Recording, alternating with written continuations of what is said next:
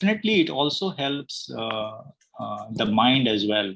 We always know about the body mind connection and all of that. So if and that connection is coming from the gut, right? The mind body connection is through the gut, right?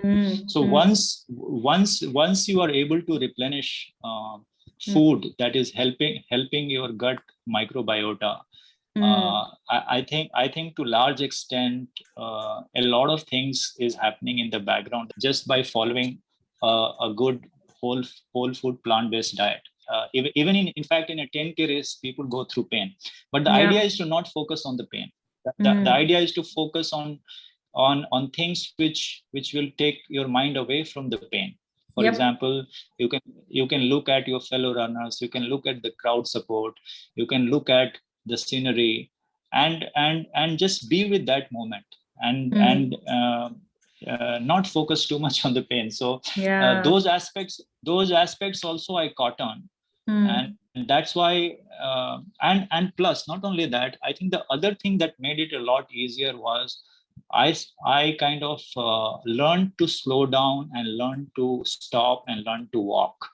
A lot of people get a feeling that when you are doing 100-kilometer running, you are running all through the 100-kilometer. Yes, there are some people who can do that, but majority of us running 100-kilometer throughout. They got to take their breaks, they got to slow down, they got to walk. And those are the period when you have to be zen in your head. You don't have to be I would say tensed about it. You don't have to let a break kind of work against you, right? Especially that I might miss my cutoff, this is not happening, that's not happening, and so on and so forth. Plus also how you manage your refueling as part of that. And that will only come if you understand your body, if you understand the signs that your body is giving, both in terms of refueling and also in terms of pain and all of that. So you got to be aware. You got to be aware that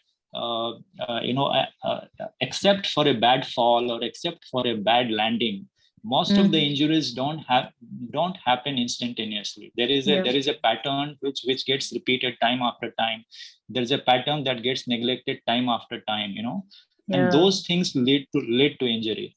But if you are aware, if your awareness comes in much earlier, and if you can start attending to those and not neglect them, then I think people can also avoid injury and not push or force rather. So I think that awareness, I don't know whether it developed through the diet or it just happened because it had to happen.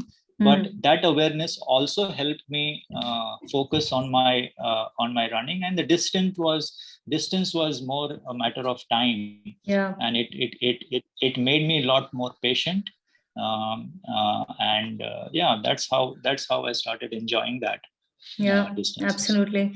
So how was it in Khardungla? How did you train for that?